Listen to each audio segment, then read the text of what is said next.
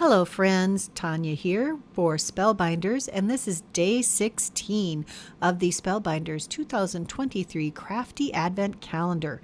Time to open door number 16, and it looks like a sentiment word die. We have a shadow die and a word die. This word die has each of the letters individually, and it's kind of a fun, less formal font. I'm just going to adhere each of these letters onto the brushed white cardstock shadow base.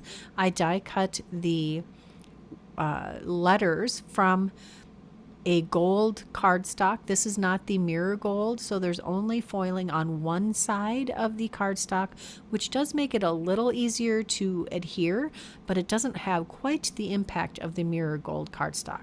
I have a bunch of it in my stash. I don't know why I don't use it more. Maybe it's that whole hoarding tendency. Bust out your favorite things and use them, and I better start following my own advice.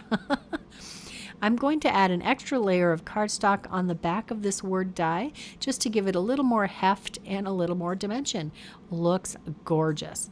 Now we're going to pull out the We Heart You House Mouse from the House Mouse Winter collection that came out this month, and this time we're going to use Hero Art's Intense Black ink to ink this up, and I'm going to stamp it on some white cardstock. This happens to be, I don't know, it might be Hammermill. I'm not sure. It's one of my plain white cardstocks.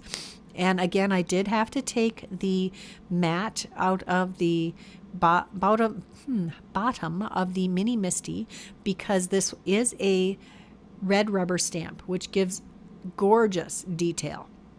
I decided to color this one with some Copic markers.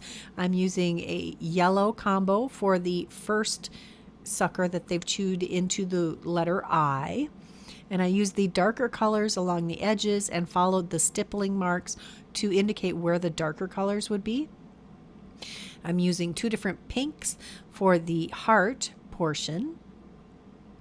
And I'm using the very tip to get that into the tight spots of the shadowing portions of this heart. And I'm blending these two together to get a very, I think it has a nice dimensional look to it. The artist does us a lot of favors here with all of the markings that help us figure out where the shadowing should go. I love that. These are pretty effortless to color. I mean, you have to be careful. You can't just slap color over the whole piece of cardstock, but it isn't really difficult to color. And these are fairly large images. Love them. They work great on an A2 size card. You can see that this is an A2 size panel that I have stamped them on. And they will work for that size card. I am going to use this on a 5x7 card just because I love 5x7 cards. And you'll find that this fills a 5x7 card very nicely also. I have seen some people separate these mice to create single images in different ways with great masking techniques or just trimming them apart. I'm going to use all of them together. I am using the flicking motions again. I did that with the watercolor on the day 13 card that I did with the, what was that called? Snuggle Up. I think it was Snuggle Up, where they're wrapped in a leaf. It's this really cute collection. There were 4 stamp sets that were released in this House Mouse Winter collection. I'm using 3 different combos of brown markers here, and I'm using the flicking motion to help define the arms on this little guy and his belly. I did add a little pink around his belly button. Now we'll move on to the second one. I used E20s, E30s, and E50s to do these cute little mice. I think the first one was E50s. This one might be E30s, and then the third one is probably the E20s or some version of that. I am starting with the lighter color each time, and I'm using E01 and E02 for the feet, hands, tail, ears, and face. I come back with the darker of the browns and add some flicking motion to keep that fur look going. And I don't know if I like Copic or watercolor better. I think it actually took the same amount of time. The Copics are just, they perform a whole lot more predictably. So if you want a no fuss, no mess version, this is the one to choose. But both versions are fun, and you can achieve some gorgeous looks with both of them. We're on to our third and final little mouse, adding the lighter color. And on my stamping, you can see that my little mouse has kind of a bald spot next to his eye. I didn't completely get that stamped, but we're going to fix that in a little bit. I'm filling in the rest of his body with the lighter color, trying to preserve the color of the tip of his tail, adding my flicking marks with the darker marker, trying to make sure I get some definition on his cute little arm, adding a little more blending with the lighter of the two flesh tones. And then it's time to color the sticks for these suckers. I took the E40s, this is E43 and E40, I think, and adding color to the sticks for the suckers. And then I was trying to figure out what color I wanted to color the ground, and I decided to use the E40. I just wanted something nice and subtle. Once I have all of that filled in, we're going to stick this back in the Misty and use the same trick we used last time, only this time we're switching inks. My other one we did VersaFine Clair both before and after the coloring. This time we did the Hero Arts Intensify Black, and this is the VersaFine Clair Nocturne. Now I didn't have to worry about the Copic markers drying, so I went directly to my clear embossing powder container and added that over our image to seal in the VersaFine Clair Nocturne ink and to actually add some extra detail to our image by heat embossing this. It really makes this image pop, and I kind of wish I had done this with the watercolor image. I think that would have really elevated that image and added some beautiful definition to it. Next time. There's always next time. I don't know about you, but I am learning something all the time with my paper crafting. I know I show lots of techniques and ways to do things, but I am still always learning, and that's part of what I love about paper crafting. There's always something new to learn, always new ways to discover to do things. I did use my brother's Scan and Cut to cut this image out, and again, I think I am having better luck cutting my images out after they have been colored. I think it gives the brother's Scan and Cut a better idea of what it's supposed to cut out. Just beautiful. And when I do this, I cut out a blank piece of cardstock also to back it, so I have a little extra stability like I like to do.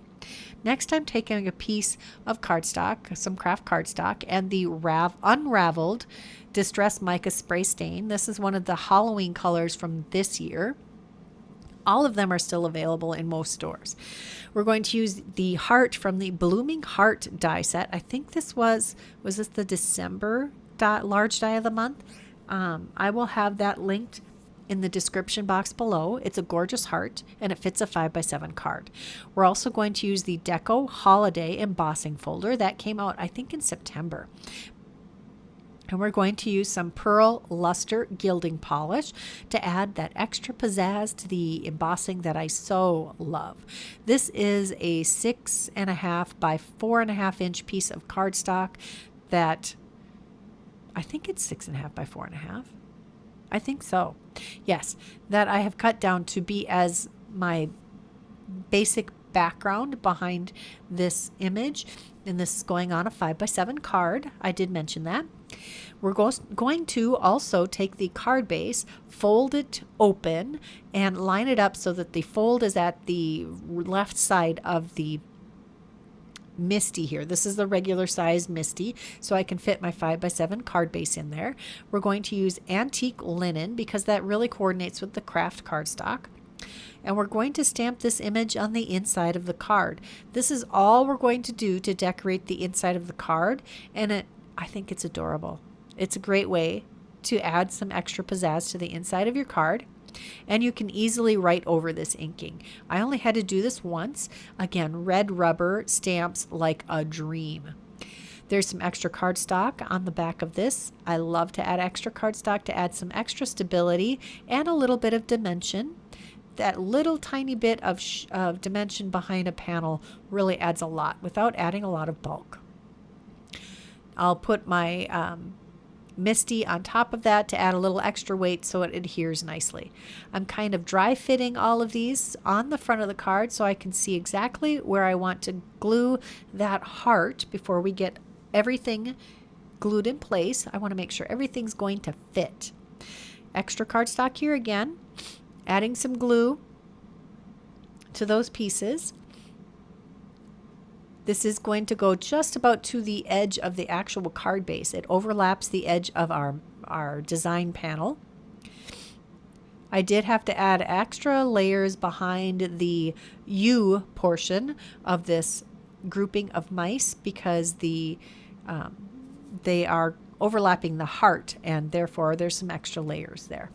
I did add extra cardstock just at the bottom of the double L's, and we're going to overlap these guys with the mice just a little bit so we don't cover up too much detail. And that actually completes this card. I hope you enjoyed this video. Of course, I enjoyed making it. If you enjoyed this video, please give it a thumbs up. If you haven't subscribed, now is a great time to do that. Leave me a comment. I love to hear what you have to say. Check that description box below for all of the products that I used today, and I'll be back tomorrow with the next video for the Advent calendar. Until tomorrow, here are a couple more videos I thought you might enjoy. Bye-bye.